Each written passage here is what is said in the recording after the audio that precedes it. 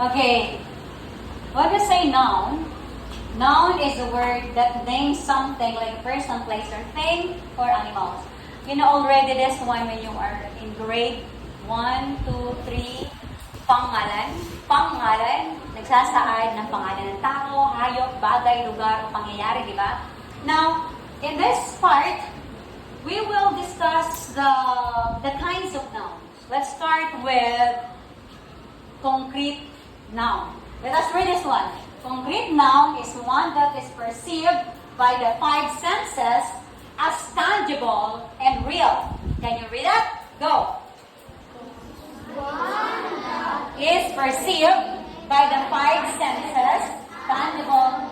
Okay. It means to say you can use your five senses. It is a concrete noun. You can feel it, you can see it, you can feel. What are the five senses? Like sense of sight, sense of touch, sense of taste, sense of hearing, and what else? Basta iyong nahawakan, gumagamit ka ng mga senses mo, pandama, that is tangible. Or concrete noun. The examples there, as you can see inside the classroom, what are the examples that you can give me? Like you are holding ruler, that is tangible. You are holding your ball pen, that is tangible. And you are writing also, holding your notebook, that is tangible. Aside from that, all animals, objects that you have seen, and you can touch it and everything, you use your different senses, that is, what is that? Concrete noun. Okay? In Filipino, we call this one as pangalang tahas. Ito ay yung nahawakan, nararamdaman, gumagamit ka ng mga pandama mo. Ito ang tawag doon ay pangalang tahas. Okay. Next is the abstract noun. This is opposite to the concrete nouns. Abstract nouns, you will not or you won't use your different senses. Okay? Opposite for that. It is one that cannot be perceived by the five senses like ideas, concept, emotions. Ideas and concept. Nahawakan niyo ba ang ideas and concept? Hindi, di ba? So freedom, unity, that is not tangible. Okay? You cannot perceive that with your different senses. Anong tawag naman yan sa Pilipino? Ang tawag yan sa Pilipino ay pangalang kasal. Meaning, ito ay kalayaan, pag-ibig, kapayapaan. Ito, abstract ang tawag dyan. Those are examples of abstract noun. Okay, next in line is the collective noun. Collective noun in Filipino, we call that one as pangalang palansa. A group of people, a group of animals, group of things, whatever. So that is palansa in Filipino. And the example for that, these are the examples. The team, audience, swarm, flock, or herd. So, what do we mean by team? Team, a group of players. The audience, group of people who are watching a show or listening to a performance. And what else? The swarm, a group of insects. Flock, group of birds. Herd, group of large animals like elephants and cattle. Colony, a group of ants. The pod, group of dolphins. Sa Pilipino naman yan, di ba may hukbo? Hukbo ng sandatahan ng Pilipinas. Anong tawag naman sa mga, basta mayroong pangkat ng estudyante, group of students. Diba? Considered as one idea. We call that one as, what is that in English again? What do you want? What is that in English? The example for that? Collective nouns. Is it clear? Yes, it is.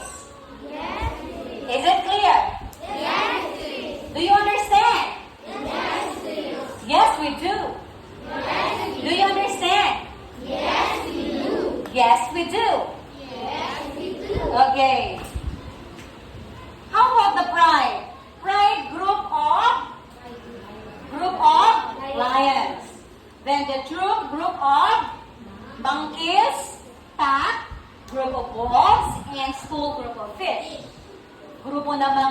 matangkad na mga fishes. Fish, ang tawag dyan ay school. Hindi lang sa school natin school ha. School, it's a group of fish. Okay? Is that clear, kids? Okay, this time we're going to analyze. Let us analyze this one. Okay? Orally ha, we're going to answer this orally.